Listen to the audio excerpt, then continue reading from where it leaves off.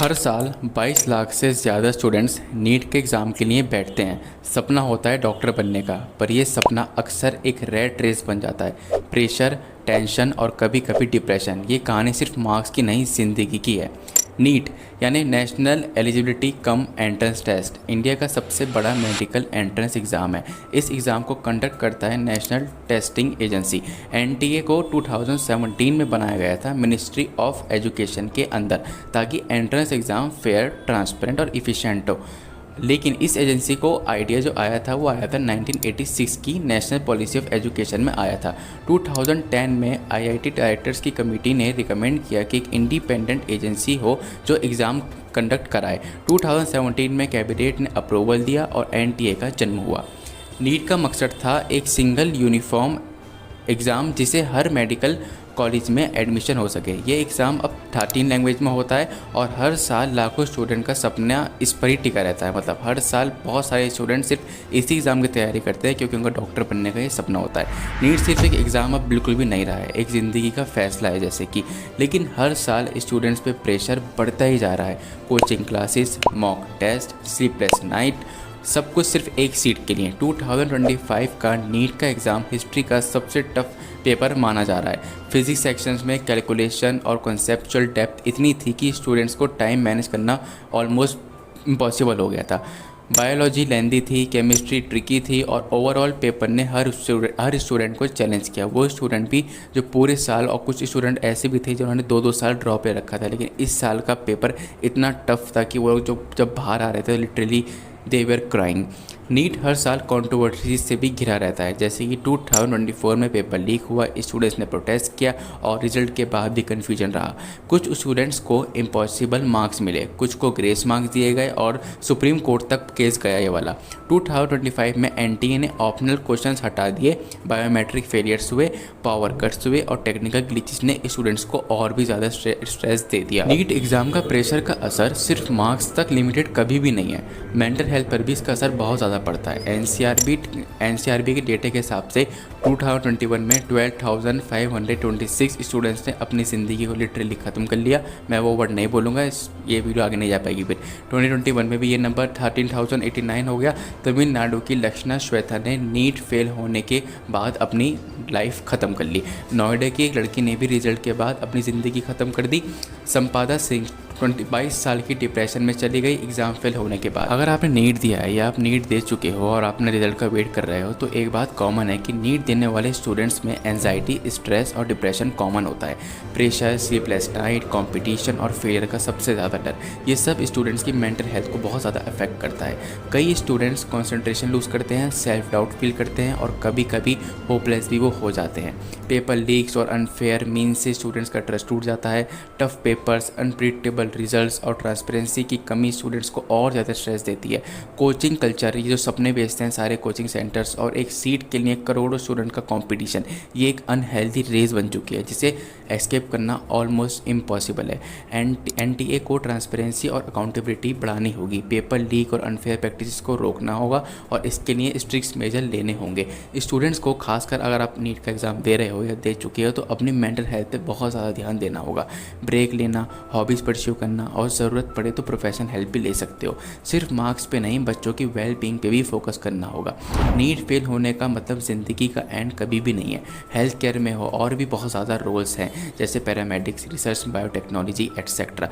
Government को counselling और support system establish करने चाहिए ताकि स्टूडेंट्स अपने इमोशंस को समझ सके और उन्हें एक्सप्रेस कर सके। नीट एक इम्पॉर्टेंट एग्ज़ाम है, इसमें कोई डाउट नहीं है, लेकिन ये तुम्हारी ज़िंदगी का पूरा सच नहीं है। तुम्हारी हेल्थ, तुम्हारी खुशी और तुम्हारे सपने सबसे ज़्यादा इंपॉर्टेंट है। Education is the kindling of a flame, not the filling of a vessel. अगर तुम स्ट्रगल्स कर रहे हो तो ये वीडियो तुम्हारे लिए है। अपने आप पे भरोसा रखो। हर एग्ज़ाम, हर रिज़ल्ट एक नया मौका है सीखने का, बढ़ने का। तुम्हारी ज़िंदगी सिर्फ एक एग्ज़ाम से डिफाइन नहीं होती है।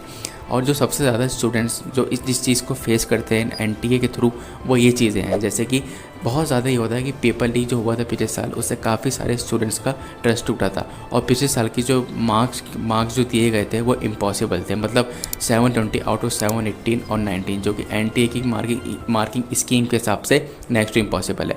एनटीए ने इसका कोई जवाब भी नहीं दिया और पिछले साल का पेपर एक जोक बन के रह गया था स्टूडेंट्स के लिए। एनटीए में इतने ज़्यादा लूप होल हो चुके हैं, कभी कभार जो है ना रिजल्ट 10 दिन पहले भी आ जाता है। और देखा जाए तो 24 लाख स्टूडेंट compete कर रहे होते हैं 1 लाख सीट के लिए। ये सिस्टम मतलब देखा जाए तो कितना हार्ड है, और सोचो उन 1 लाख में जाने के लिए कितना ज़्यादा बच्चों से कंपटीशन करना है और कितनी ज़्यादा स्लीपलेस नाइट और कितनी ज़्यादा मेहनत करनी है सिर्फ एक एग्ज़ाम के लिए। स्टूडेंट्स अपने पेरेंट्स से भी बातचीत करने से डरते हैं, क्योंकि वो समझते हैं कि at the end of the day हमारा रिजल्ट ही हमारा फ्यूचर डिसाइड करने वाला है, और हमें पेरेंट्स भी उस तरीके से ही बात करने वाले हैं। ये बिल्कुल सच है। मतलब बोलते हैं ना, जो एक नीट एस्पिरेंट होता है उसकी फीलिंग सिर्फ वही खुद समझ सकता है कि वो किस चीज़ से गुजर रहा होता है, कितने वो प्रेशर में होता है, कितनी ज़्यादा वो टेंशन में होता है।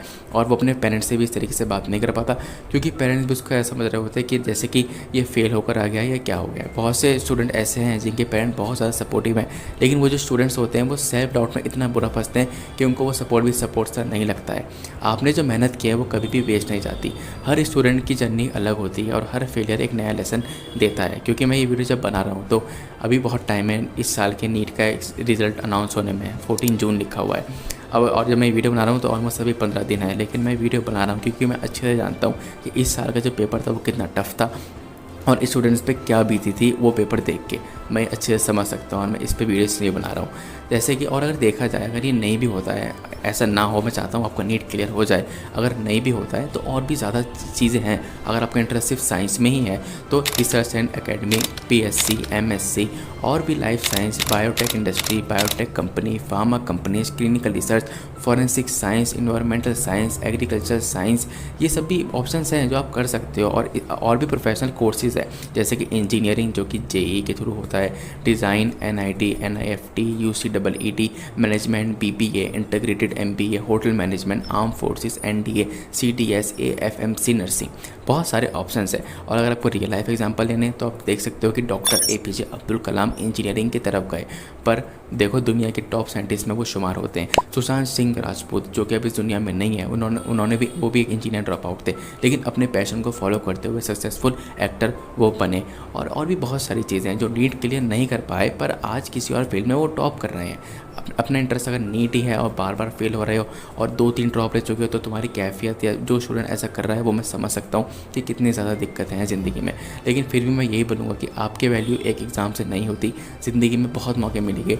और अपनी फैमिली से बात करो, कैसे भी करके बात करो। और अगर कोई पेरेंट इस वीडियो को देख रहा है तो प्लीज़ अपने बच्चे से बात करें, चाहे कैसे उसका पेपर गया हो, मुझे समझाया कि ठीक है एक पेपर है, ज़िंदगी डिसाइड नहीं करेगा जैसा भी रिजल्ट आए, लेकिन कोशिश उसने पूरी की होगी, ये मैं लिख के दे सकता हूँ। और अगर एक ईयर का और ड्रॉप लेते हो तो सोच समझ के लेना। अगर 2-3 साल हो चुके हैं तो प्लीज़ अब ये वर्थ इट नहीं है। और मैं कोई ऐसा नहीं कह रहा मैं आपको डॉक्टर बनने का सपना ख़त्म कर रहा हूँ, मैं सिर्फ आपको बता रहा हूँ कि एज बढ़ने पर है, क्योंकि इसके देखा जाए तो अनलिमिटेड आप दे सकते हो, अटैम्प्ट दे सकते हो। लेकिन फिर भी अगर ये पूरी ज़िंदगी बना के बैठे हुए हो और 2-3 साल हो चुके तो अभी लिटरली वर्थ इट नहीं है। शायद आपका स्कोप इसमें है ही नहीं, आपको ये बदलना ही होगा।